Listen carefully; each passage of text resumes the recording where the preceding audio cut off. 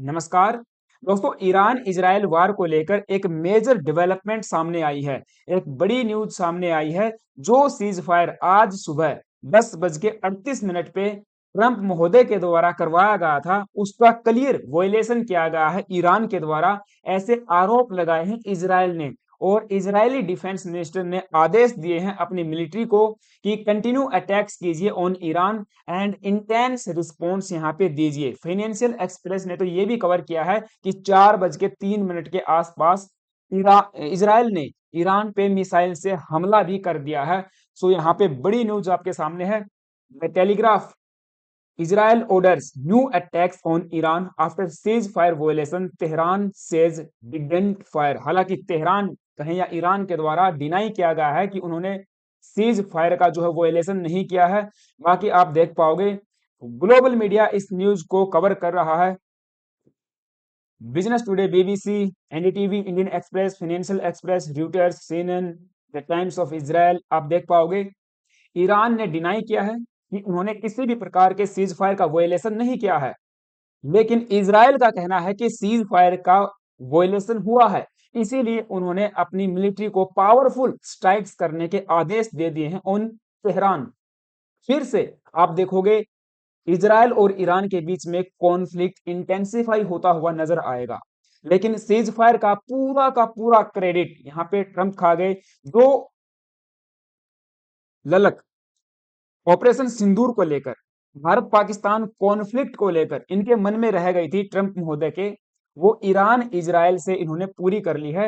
आप अपने social media handle that social truth के ऊपर इन्होंने लगातार इसके बारे में जानकारी दी। आप देख पाओगे 24 जून 2025 10:38 यानी कि हमारे लोकल टाइम के अनुसार इन्होंने कहा था, the ceasefire is now in effect, please do not violate it. दोनों देशों से ये कह रहे हैं, इजराइल से भी और ईरान से भी, कि कोई भी इसको जो है वोलेट न करे। Donald J Trump, the president of the United states, खुद इन्होंने इस बात को यहाँ पे जो है पब्लिक के सामने रखा था कि दोनों देशों के बीच में सीज फायर हो गया है। और ये सीज फायर कब हुआ, जैसा कि आप सब जानते हो, ट्रंप के द्वारा या कहें कि अमेरिकन फोर्सेस के द्वारा ईरान के ऊपर जब बमबारी की गई, जब 3 न्यूक्लियर साइट्स को इन्होंने निशाना बनाया था।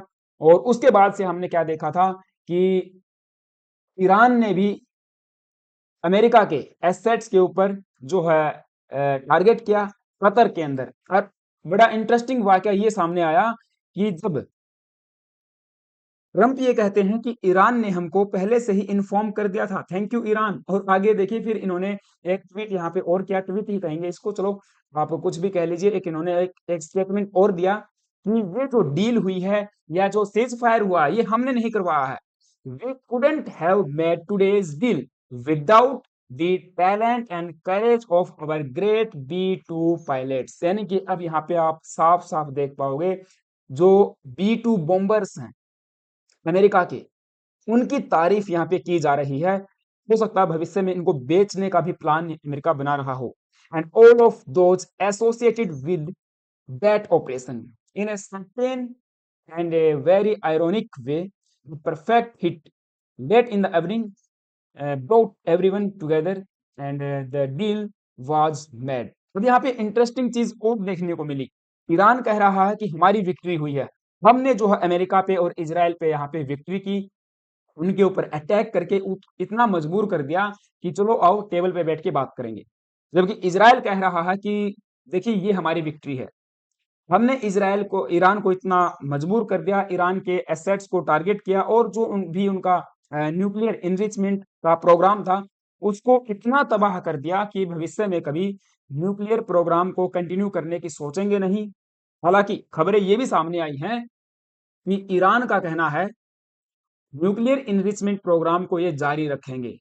अमेरिका का जो भी प्रेशर इनके ऊपर है उसको जो है ये कहीं ना कहीं इसका फील जो है ये करने वाले नहीं हैं, और भविष्य में अपने प्रोग्राम्स को जारी रखेंगे।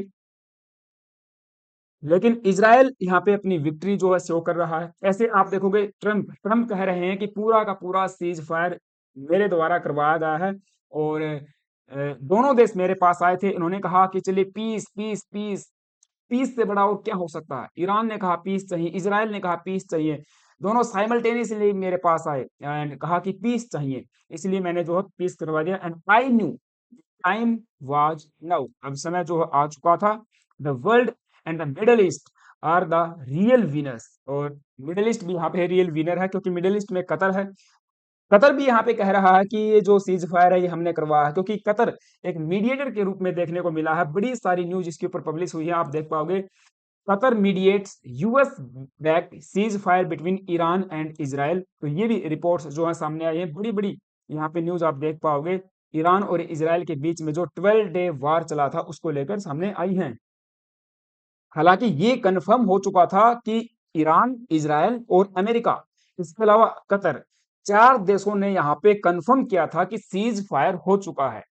जैसा भारत और पाकिस्तान के बीच में हुआ था, वैसे ही सीज फायर इनके बीच में हो चुका है। यानी कि कोई भी देश दूसरे देश पे अब अटैक नहीं करेगा या मिसाइल को नहीं बरसाएगा। बेंजामिन नेतन्याहू के द्वारा भी, इनके ऑफिशियल्स के द्वारा भी यहाँ पे कंफर्म किया गया था, IDF accuses Iran of violation, but IDF ने फिर से एक्यूज किया है कि ईरान ने वायलेशन किया है सीज फायर का। हालांकि ईरान ने भी कंफर्म कर दिया था कि इन्होंने सीज फायर कर लिया है एंड निगोशिएशंस के माध्यम से आगे जो है प्रोसीड किया जाएगा।